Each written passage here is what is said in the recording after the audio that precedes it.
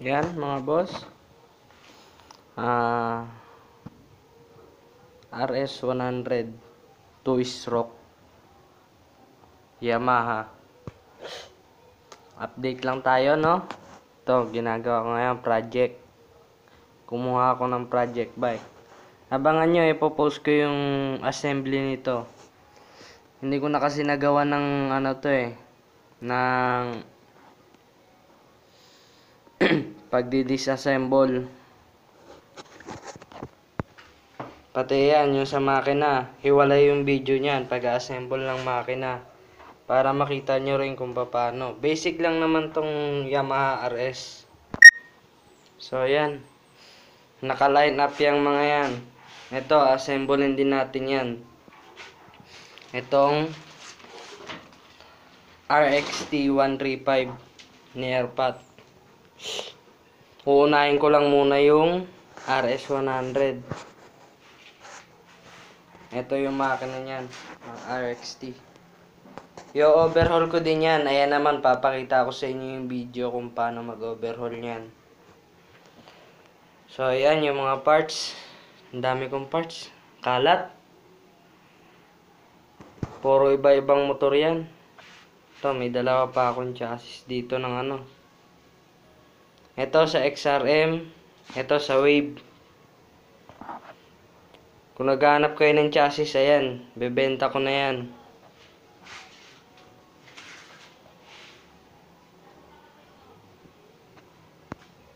Yan yung mga pyesa ng makina ng RS.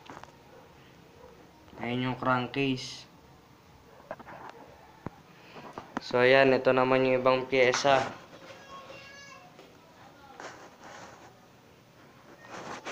Andyan, carburetor, starter motor, fuel filter ng sasakyan. Yan. Ito naman sa kabila. Yan yung ibang pyesa.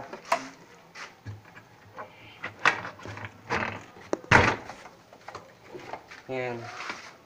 Dito mga crankcase, saka yung blackhead. Andun, nasa ilalim.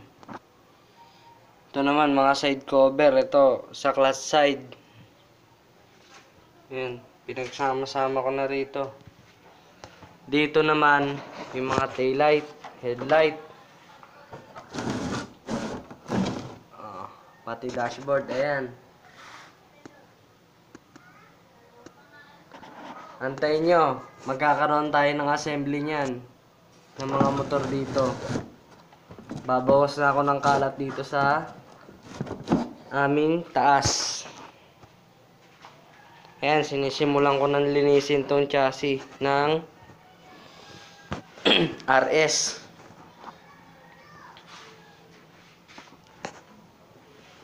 Sana bago matapos yung taon, matapos na rin tong RS. Para sunod natin yung RXT.